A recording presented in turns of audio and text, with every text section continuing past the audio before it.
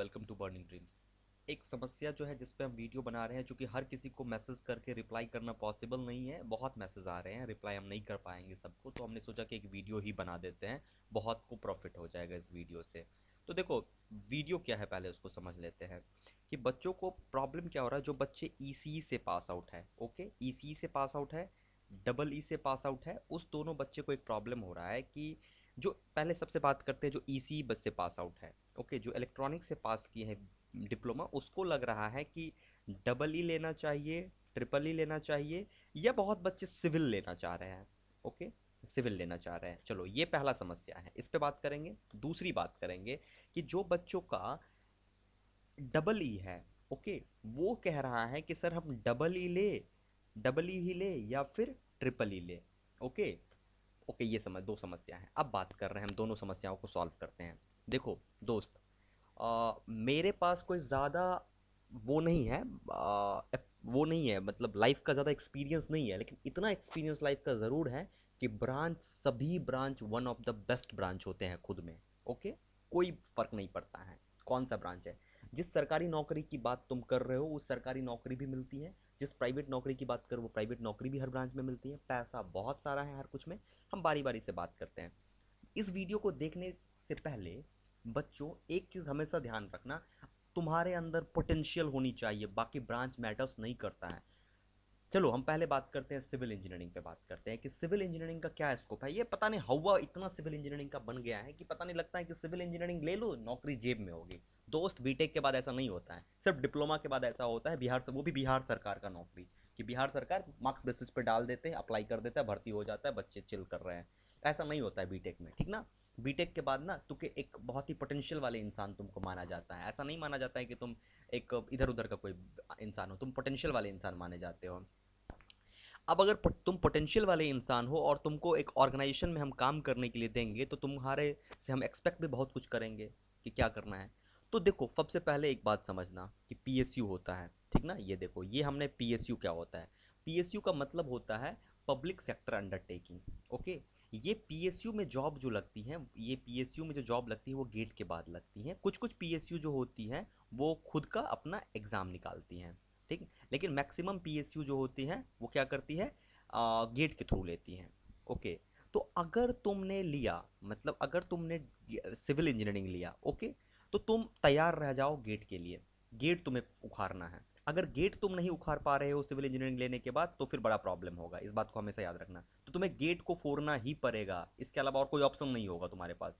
बाकी private sector भी हैं। ओके, चलो, जब तुम गेट को तोड़ोगे तो तुम्हारे पास क्या होता है, ये जितनी भी ऑर्गेनाइजेशन होता है उसको पीएसयू कहते हैं। जैसे बीपीसीएल हो गया, सीआईएल हो गया, कोल इंडिया हो गया, अभी भी एग्जाम हुआ कुछ दिन पहले। उसके बाद ये हो गया डीजीवीसीएल हो गया, डीडीए हो गया, दिल्ली डेवलपमेंट अथॉरिटी हो गया, डीएमआरसी हो गया, इलेक्ट्रॉनिक्स का जो कॉरपोरेशन ऑफ इंडिया ईसीआईएल हो गया, गुजरात स्टेट हो गया, और हर स्टेट का अपना जो होता है वो पावर ग्रिड होता है, उसमें भी सिविल का निकलता है। उसके बाद हिंदुस्तान पेट्रोलियम एचपीसीएल हो गया, Indian oil corporation of India हो गया, इसरो हो गया, इरकॉन हो गया, ये सारे कंस्ट्रक्शन डिपार्टमेंट है। उसके बाद इस तरीके से तुम्हारा मुंबई रेलवे विकास कॉरपोरेशन है, नेशनल एल्युमिनियम कंपनी है। ये तुम देख लो, ऐसे तुम जाओगे तुम्हें बहुत नॉलेज मिलेगा। तुम्हें हम ये दिखा रहे हैं कि इतना सारा पीएसयू है जो कि सिविल इंजीनियरिंग को लेता है। ये तो बहुत कम है, इसके अलावा भी बहुत सारे पीएसयू हैं जो कि सिविल इंजीनियरिंग को लेते हैं। तो सिविल इंजीनियरिंग अगर तुम बीटेक करते हो तो तुम्हारे पास स्कोप है, लेकिन दोस्त गेट तोड़ना पड़ेगा।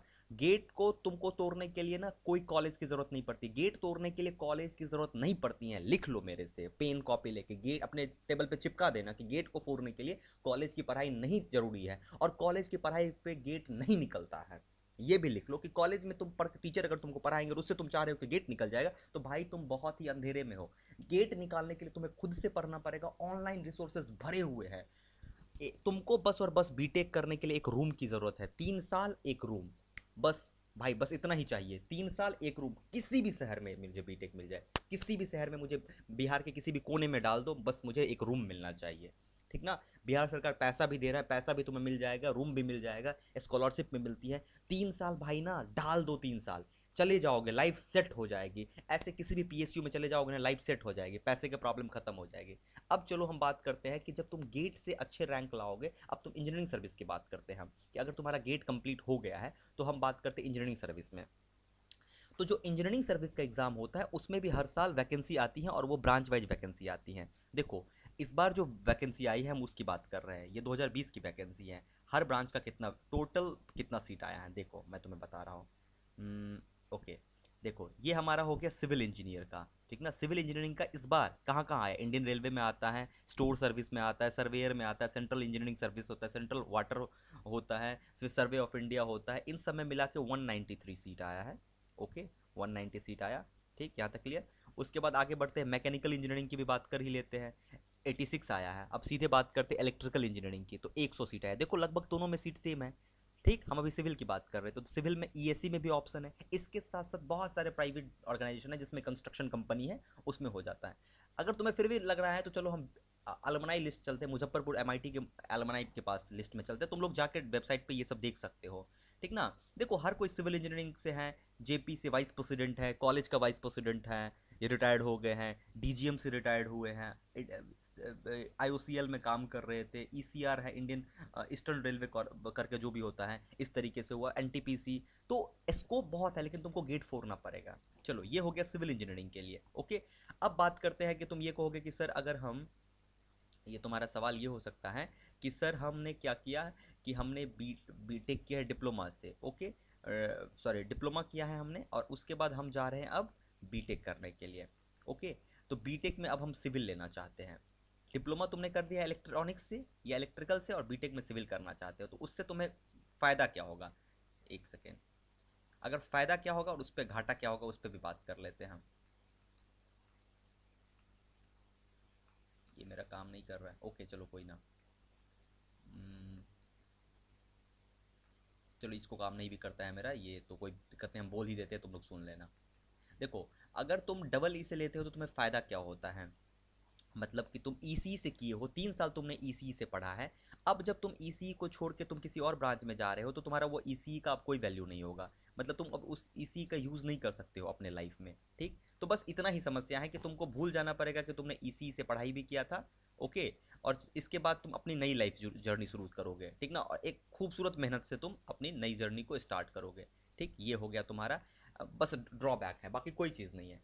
अब अगर तुमको लग रहा है कि थोड़ा और तुमको जानना है तो चलो मैं तुम्हें एक वीडियो का लिंक डालूंगा, इस वीडियो को ज़रूर देखना, ठीक ना। ये एक स्टूडेंट है, इसका देखना गेट एआईआर इसका 121 है, ठीक। अब तुम बोलोगे कि गेट एआईआर 121 है तो इससे हम क्या करेंगे देख के सर। अब बस ये तुम देखो कि इसका कॉलेज कैसा है। ये कुछ इस तरीके का कॉलेज है, रूंगटा कॉलेज जो भी है, कॉलेज भिलाई का एक कॉलेज है, इस कॉलेज से ये पढ़ के किया है, प्राइवेट कॉलेज है, ठीक ना, कोई फर्क नहीं पड़ता है। कॉलेज तुम देख सकते हो विकीपीडिया पे, जब इन्फॉर्मेशन नहीं है इस कॉलेज का ज़्यादा तो हम क्या कहें तुमको कॉलेज के बारे में। तो देखो, अगर बच्चे को, एक बात करो, मैं अपना पर्सनल एक्सपीरियंस तुमको बता रहा हूँ, गेट निकालने के लिए जो होती है ना, हमको एक टाइम चाहिए, एक टाइम लिमिट चाहिए, ओके, एक टाइम चाहिए और 2-3 साल चाहिए, हम निकाल लेंगे। ये वीडियो का तुमको लिंक दे दूंगा, ये देखना। अब हम बात करते हैं कि अगर फिर भी बच्चों को लग रहा है कि उसको क्या करना चाहिए, कि लेना चाहिए या नहीं, तो चलो हम फाइनली हम बात करते हैं। फाइनल बात कर रहे हैं हम कि अगर तुमको प्राइवेट सेक्टर में जाना है और तुम्हारा मन बहुत एडवांस है, तुमको प्राइवेट सेक्टर में बहुत आगे जाना है, तो EC one of the best है, लेकिन तुम्हारे अंदर पोटेंशियल होनी चाहिए। अगर तुम्हारे अंदर पोटेंशियल है, तुम ईसी लेके तुम आईटी सेक्टर में जाके ना बूम मार दोगे। IT sector one of the most important sector अभी आने वाले दिन में होने वाली हैं, उखाड़ के फेंक सकते हो, तुम्हारे पास पैसा की कोई कमी नहीं रहेगी। अगर तुम ईसी लेते हो तो ईसी लोगे तो अपने पोटेंशियल पे जाना, फिर नहीं। हर हर ब्रांच के लिए पोटेंशियल चाहिए, लेकिन ईसी में अगर तुम कितना भी पोटेंशियल डाल दो तो तुम गेट के बाद तुम्हें पीएसयू मिलना बहुत मुश्किल होता है, बहुत कम ही रैंक, 100-200 रैंक के अंदर खत्म हो जाता है पीएसयू। लेकिन प्राइवेट सेक्टर में इसको बहुत ज़्यादा है, ओके। तो तुम ले सकते हो, कोई प्रॉब्लम नहीं है। लेकिन अगर तुम सिविल भी लेते हो तो सिविल लेने से पहले ये सोच लेना कि जो डिप्लोमा का सिविल होता है वो बीटेक का सिविल नहीं होता है, गेट को फोड़ना पड़ेगा। सो आई होप कि इस वीडियो में सबका क्लियर हो गया होगा। ले सकते हो, कोई बात नहीं है, और डबल ई और ट्रिपल ई दोनों सेम होता है, कोई बेस्ट नहीं होता है। अगर ग्रेड ए कॉलेज में तुमको डबल ई मिल रहा है तो डबल ई ले लो, ग्रेड ए कॉलेज में ट्रिपल ई मिल रहा है तो ट्रिपल ई ले लो, ओके, गॉट इट यहाँ तक। अगर ग्रेड बी कॉलेज में तुमको डबल ई और ट्रिपल ई चूज करने का बात आई तो तुम डबल ई चूज करना, वो बेटर होता है। ऐसे तुम ट्रिपल ई भी चूज कर सकते हो, लेकिन अगर तुम इलेक्ट्रॉनिक्स से हो और तुम ग्रेड बी में जा रहे हो तो ट्रिपल ई चूज करोगे तो बेटर ये होगा कि तुम्हारा इलेक्ट्रॉनिक्स भी तुम्हारे हैंड में रहेगा, गॉट इट। कुछ ज़्यादा क्लियर नहीं हुआ होगा तो मुझे तुम बताना, ओके। इस वीडियो में बहुत कुछ क्लियर हुआ होगा। Thank you guys, and hope, मेहनत करो, ठीक ना, मेहनत से भागो मत। और मैं तुम्हें बता देता हूँ अपने बारे में, तुम्हें बता देता हूँ, ठीक ना। जितना एक गवर्नमेंट सेक्टर में लोग अर्न करते हैं ना, प्राइवेट सेक्टर में उसके 3 गुना ज़्यादा तुम अर्न कर सकते हो, ठीक ना। लेकिन तुम्हारे अंदर पोटेंशियल होनी चाहिए, इस बात को हमेशा याद रखना। गवर्नमेंट सेक्टर में जाने के बाद स्टक कर जाओगे, प्राइवेट सेक्टर में स्टक नहीं करोगे। बहुत स्कोप है आगे बढ़ने का। कोई नहीं ये जो कहता है कि प्राइवेट सेक्टर में कैसे जाएंगे, अरे यार प्राइवेट सेक्टर में 10-12 हज़ार नहीं मिलता इंजीनियर को, क्यों इस बात के लिए डर रहे हो कि 10-12 हज़ार मिलता है। वो 10-12 हज़ार मिलता है जिसके पास पोटेंशियल नहीं होती है उसके पास। अरे स्टार्टअप कर लेंगे, पोटेंशियल तुम्हें नहीं मिल रहा होगा तो टेंशन क्यों ले रहे हो यार। तुम्हारे अंदर पोटेंशियल है तो तुमको जॉब क्रिएट करोगे यार, जॉब सीकर मत बनो। डर रहे हो कि जॉब सीकर की तरह भाई कुछ मिल जाए कुछ मिल जाए, यार बीटेक करने जा रहे हो, प्राउड करो खुद पे। और वो भी बिहार इंजीनियरिंग से बीटेक करने जा रहे हो, प्राउड करो। कैसा भी कॉलेज है उससे फर्क नहीं पड़ता, इंटरेस्ट निकाल के जा रहे हो ना, प्राउड करो खुद पे। अपने अंदर ही तुम्हारे अंदर पोटेंशियल नहीं होगी, खुद को ही नहीं तुम पहचान पाओगे, तो तुम फिर कैसे कहोगे कि हमको दुनिया पहचाने। So try to improve yourself first, identify yourself, who are you, what's your potential, what's your weakness, try to fight with all things, okay, then after, okay, कहना कि जॉब कैसे होगा ये होगा, चलो ये तो हो गई। अभी तुम लोग इस कंफ्यूजन से दूर हो जाओ।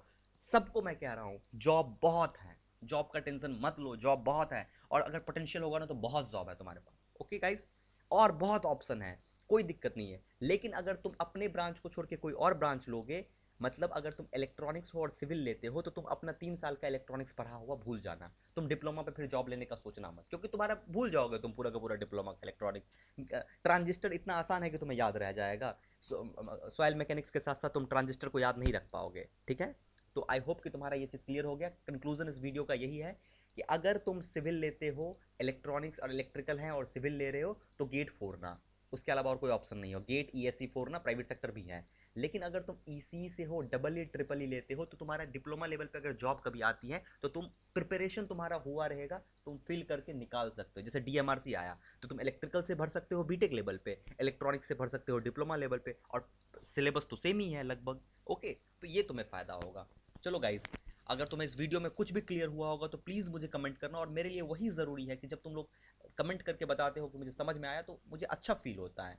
मुझे नहीं चाहिए तुम्हारा सब्सक्राइब, नहीं चाहिए तुम्हारा लाइक यार, छोड़ो ना, हटाओ ना, लाइक सब्सक्राइब नहीं चाहिए, कुछ नहीं चाहिए। तुम्हें अगर फ़ायदा हो रहा है तो बस एक बार कह दो कि सर मुझे, मेरे को ये वीडियो हेल्प किया, बस बात खत्म, ओके।